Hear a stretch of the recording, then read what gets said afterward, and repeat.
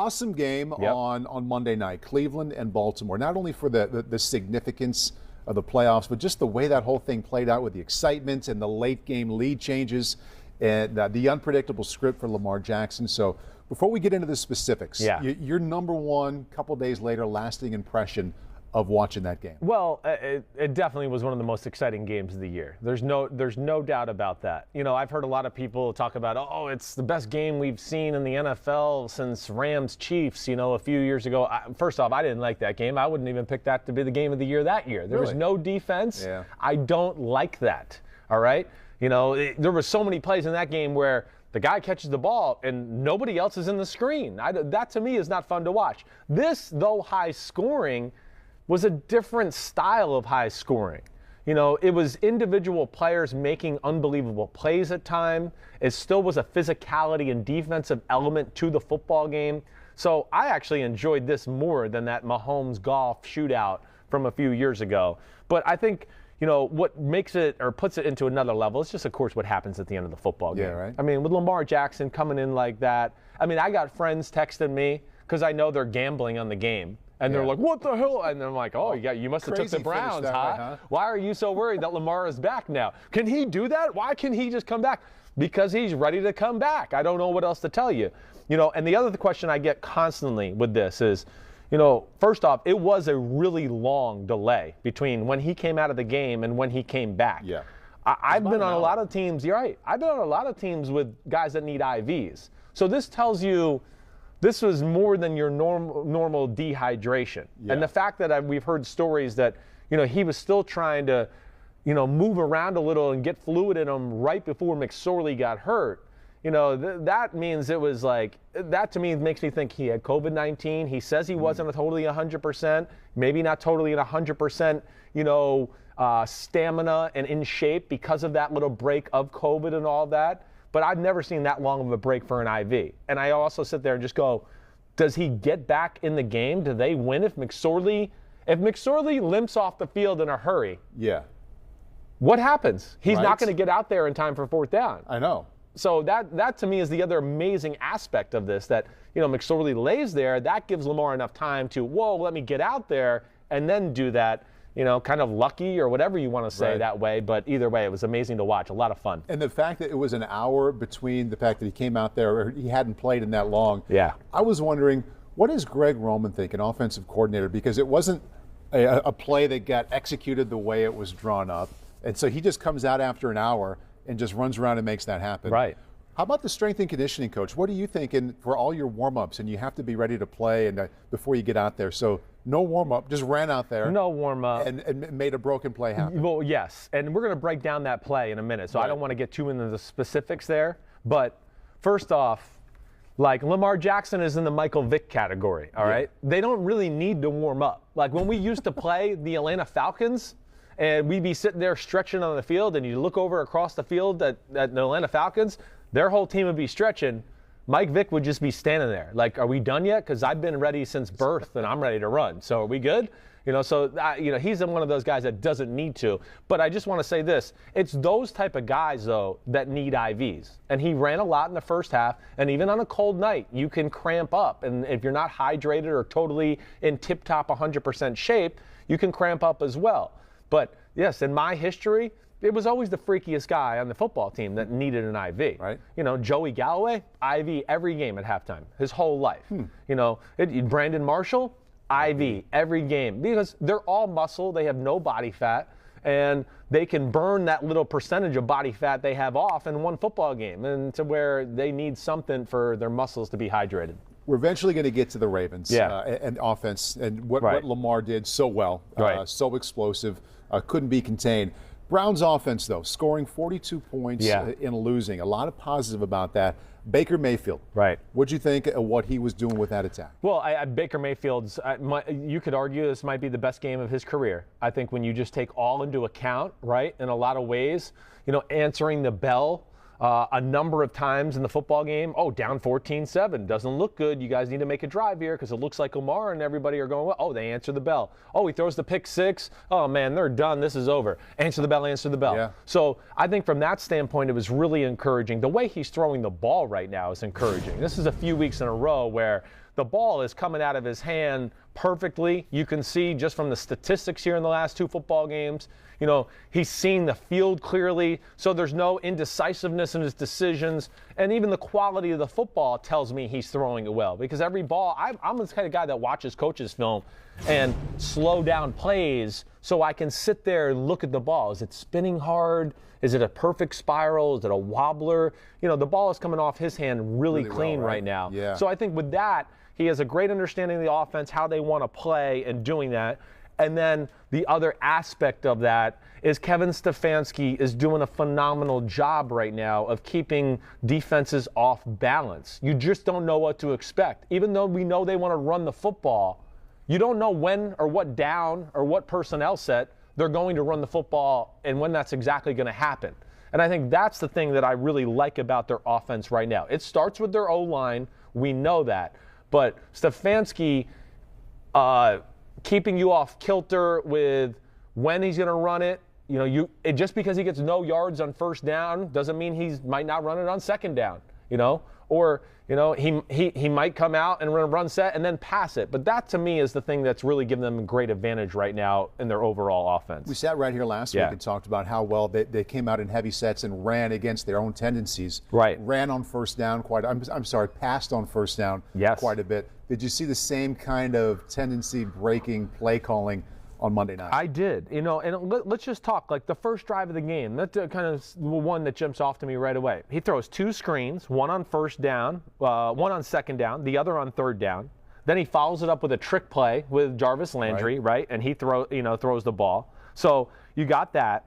That's how you do excite your team and get everything going. And man, start attacking a defense and start to make them think like, oh, wow, like they got a little bit of everything here. So that's great. But here, I'll take you to another spot in the game that really jumped out to me, to where I just went, wow, Stefanski he's feeling it right now. It's 28-14. It's one of the biggest drives of the game, right?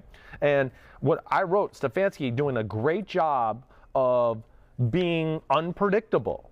They have let me just pull this up so I can get this totally right here, just because I got it all written down here, but I got a lot of notes in between. But when they get the ball in the third down, so the first play,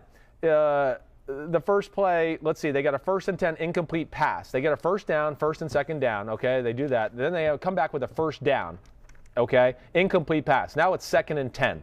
And you go, oh, 2nd and 10, they might have to throw it here or whatever. Mm-hmm. He runs it up the middle with Nick Chubb, and they get 11 yards for a 1st down, okay? So that's one example. Now, the next time around, it's 1st and 10. Incomplete pass again, kind of keeping you off balance because you don't know what to expect. Hey, we think they're going to run on 1st down. 2nd down, okay? 2nd down, he gets into an empty set, still with a lot of run formation people, and throws the ball. So now, if you're Baltimore, it just, to me, is like you don't know really what to expect on certain downs or anything like that. Okay, so he does that on 2nd down. They get 9 yards, and you know what they do on 3rd and 1? A little later in the drive, the 3rd and 1, the big play to Kareem Hunt, again, running people on the field. It's 3rd and 1, and you're thinking, wait, they're going to probably run the football. They line up in the shotgun, okay, and now they motion him out. All right, so Baltimore, this is just, again, another example of this. Baltimore motion out. They're going to throw the ball, and they're going to throw it quick because they're blitzing. So they got to get it out quick. What does he do? He keeps a tight end and Jarvis Landry in to block. So now he forms a 7-man protection. Baltimore's all out blitzing because the back's out of the backfield, and they're going, this got to come out quick, so let's force the issue. No, it doesn't. We got 7 men protecting. Oh, and your linebacker went out there and covered Kareem Hunt? We'll take that. And you think we're going to throw it quick? Let's run a double move off the quick throw. So Kareem Hunt runs a little 5-yard out and is really patient and sells it. Linebacker runs up a little to attack it. He turns up the sideline. Baker Mayfield, perfect strike. That's the example I'm talking about, keeping the defense off kilter, not knowing what to expect. I know I blabbered a lot there, but hopefully I made my point eventually. I don't think any of it's blabbering. All right. It made me think that Andy Reid is also somebody, as a play caller, not afraid to leave extra guys in and have just a couple guys out to make sure that there's time for your quarterback. Definitely. You can't get I've talked about this with Pittsburgh. That they've become predictable within their predictability right now. oh yeah, we're in the shotgun. We know you're going to throw it. And now you become even more predictable with you're going to throw it every play, and we know where you're going to throw it. It's going to be 5 yards or less. So you have to be able to give teams something else to think about, or they're going to come up with formulas and schemes to go, wait, when they get in this formation, it's kind of always thrown here, and it's a quick throw, so we can devise all these defenses. Now the next team that plays Cleveland, they're going to go, whoa, we got to reevaluate when they go empty. They can do a few different things that we didn't expect, and it might make them be more vanilla or basic because you're scared of what they might throw at you. Baker Mayfield, last 7 games, the team is 5-2, 13 touchdowns, only 2 picks. Yeah. Back-to-back 300-yard games for the first time. All the things I can read about him, my favorite one, the last 3 games, Chris, only Mahomes has more passing yards. Yeah. So you think about Cleveland, run first. Right. But the passing game has been terrific. Well, and we see, just because you're a run first, you can be an explosive passing team, right? We've seen that. The Tennessee Titans are proving that to us. They're one of those teams that's kind of like that, right? Yeah. Run first, but you and I always giggle because every time Tannehill drops back to pass, it's a 30-yard completion. Right? Like, whoa, the Browns are kind of getting there. And, the other aspect that I think is really important here, and where I was a little negative on Stefanski was his drop-back pass game. The fact that they have Chad O'Shea there from New England, just to infuse a few ideas and concepts that I see in their drop-back pass game, it's the perfect combination.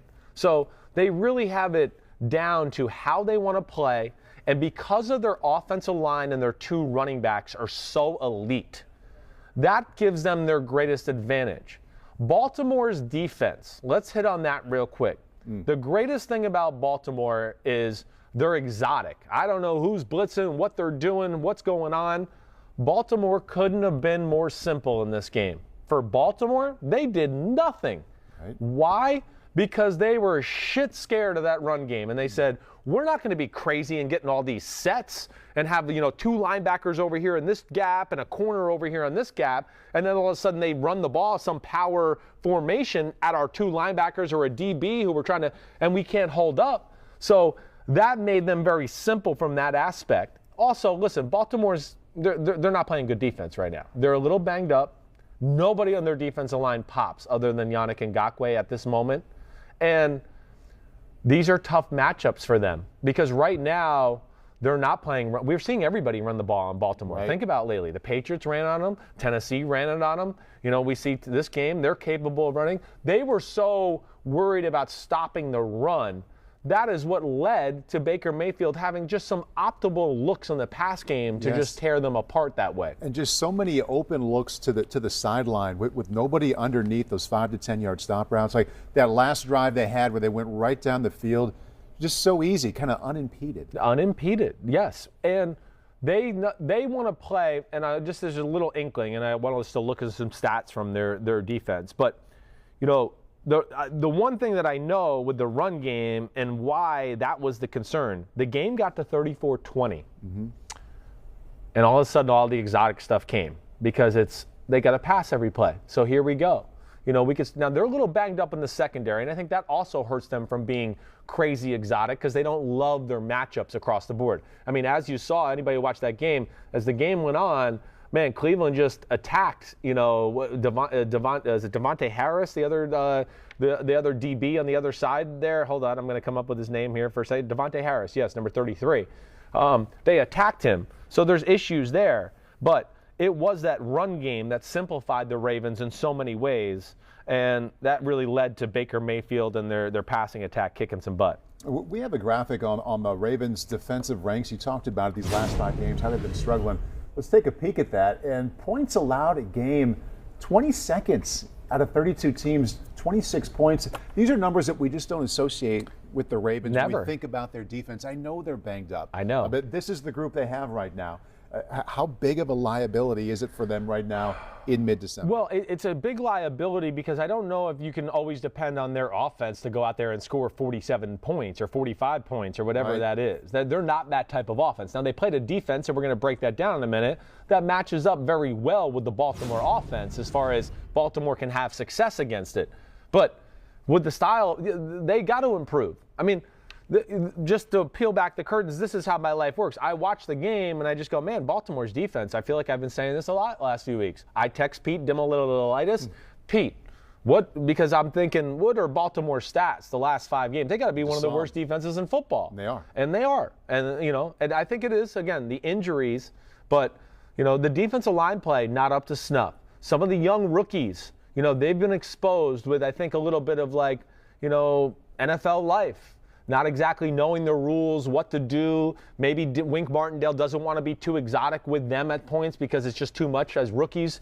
There's a lot of things I can certainly look at, but it has not been good. And that's, hopefully can get fixed and changed if they get a little healthier here. I do believe Calais Campbell is not playing nearly at 100%. I watched him closely yesterday. Right. He's playing, but he's at 80%. I don't think Brandon Williams is all the way back yet either. So we'll see if they can kind of improve on those little categories or areas as we go here. Ready to take a look at the other side of this? I think so. Last thing here. Last thing, because there was so much talk about Cleveland left too much time on the clock, right?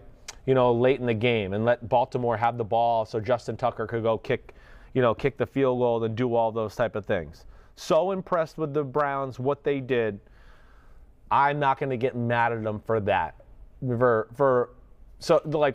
break it down. That last drive. Yeah, they scored really quick, right? They scored 4 plays, 75 yards, 47 seconds it took them. And when they scored, there was 1 minute and 4 seconds left. So, all right, let's go back to that and break it down. Here we go. The first play, he throws a deep ball to Peoples-Jones for 30 yards. Okay, Baltimore calls timeout. There's 1 minute 44 left now. Next play, short pass right to Jarvis Landry. Pushed out of bounds, 7 yards. Okay, clock's not moving, so that stops. Okay, 138. Pass short left to Kareem Hunt to the Baltimore 22 for 16 yards. All right, now, that's where they messed up. Okay? How so? Well, they got the first down, and that's when they should have gone, let's let the clock run all the way down. We have all our timeouts, and we're on the 22-yard line. And when you really break down the math there, they could have snapped that ball that they scored the touchdown on. They could have snapped it with 47 seconds left on the game clock. Okay. Maybe 46 seconds left on the game clock.